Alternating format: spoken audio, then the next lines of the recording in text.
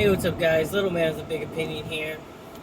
So, today I am making about a 9 hour trip down to Corpus Christi from Northeast Texas to go see my doctor. And so, I thought I would just discuss the prepping supplies that I bring, prepping for a long trip, whether it's to go see family, you're going on vacation, doctor's appointment, emergencies like that. And when I say long, I would say anything uh, over, a 1 to 3 day walk. So for myself, this would, it'd probably take a month to walk back if I had to. But, I still am somewhat prepared for a situation like that. And so, first things first, I've got Google Maps up.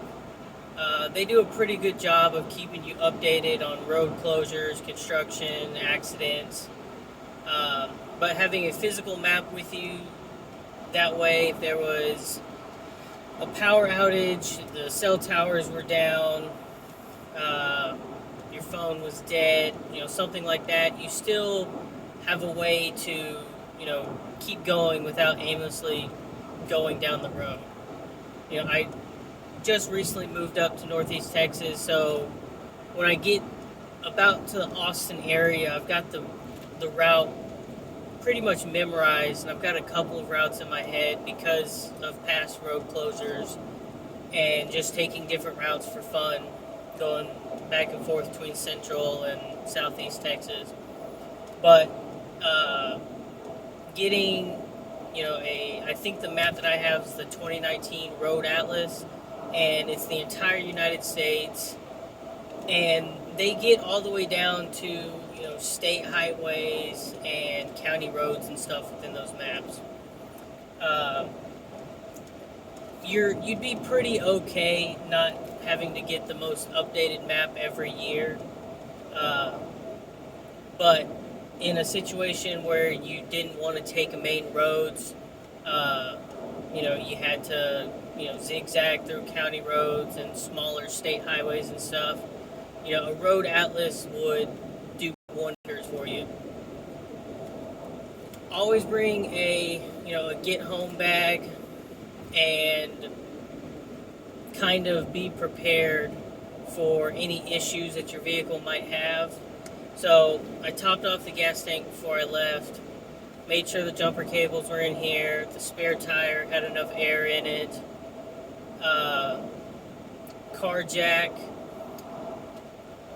I kind of substitute jumper cables for having, DeWalt makes a little car battery charger that just plugs into one of their batteries, and that's in the trunk. Uh, so just having those supplies. One other thing, I've got an extra quart of oil in here as well in case it, gets low. A little bit of water in case, the car starts to overheat a little bit. You might need to top that off. And just being prepared for general maintenance on a vehicle if something were to happen, especially, on a 450 mile trip. You'd be surprised on some of the issues that could happen. You could pick up a screw along the way. The windshield could get, cracked. Car could overheat.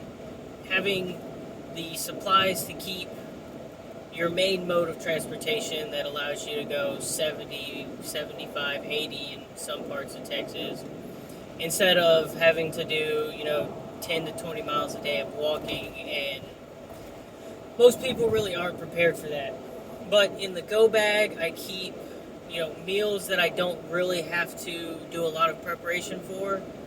I have 3 MREs, a couple of, cans of tuna, a 2-person tent, I think I have my Whoopie in there. I might just have a sheet because it is hot right now.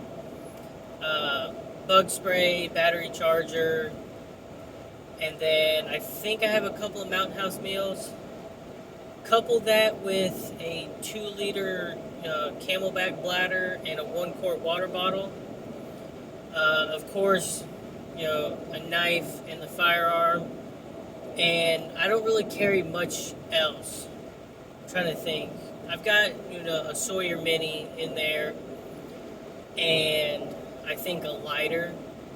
I don't like the get home bag to be extremely heavy because it's not designed for you to run off into the woods and theoretically have everything you need to survive for a month if you needed to.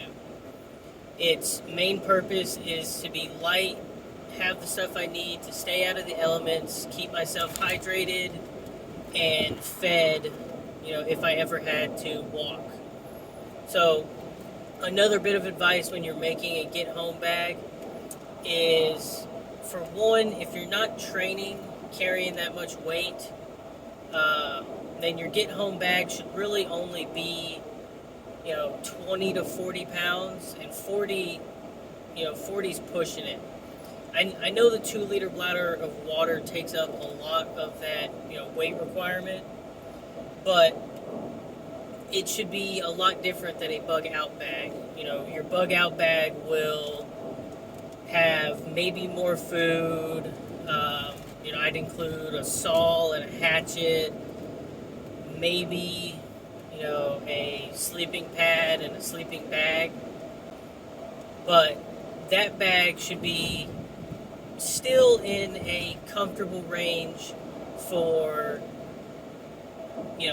getting the hell out of Dodge, but maybe 50 to 60 pounds on a bug out bag, and 20 to 40 for your get home bag.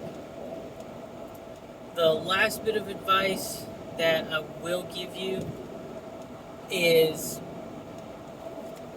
don't just have a get home bag for yourself, especially if you've got kids involved. I wouldn't make their bags any heavier than 10 to 15 pounds. And for them, I would mostly have them carry food and water. You, as the adult, the protector of the family, should be carrying the bulk of the supplies. And just as you add more mouths to feed and further distances for your trips, you can kind of adjust the weight of your bags.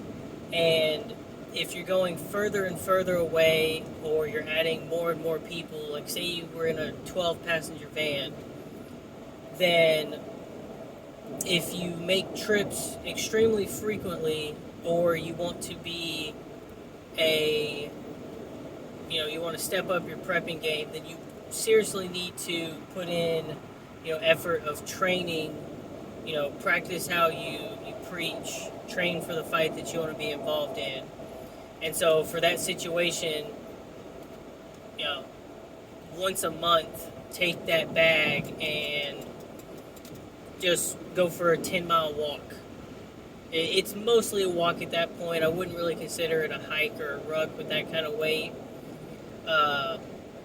And then, me personally, I would say train with a heavier weight. That way, when it does come time, if you've done no training, then you're going to be pretty screwed in that situation. But if your get home bag is 30 pounds and you train with 45 or 50, then you'll feel a lot better.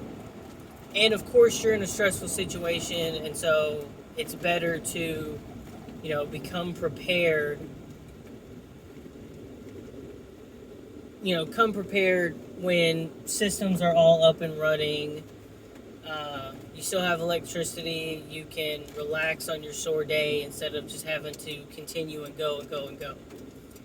And so, same kind of preference with the bug out bag, since we're kind of on that topic.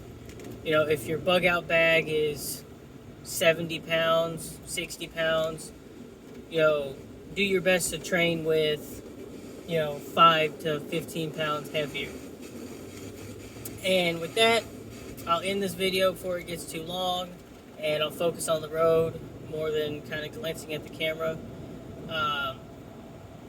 If this information was helpful, subscribe to the channel and like the video. If you have a friend or family member that would benefit from this information, then share the video with them. And I make a ton of videos, so subscribe again, and I'll catch you in the next one.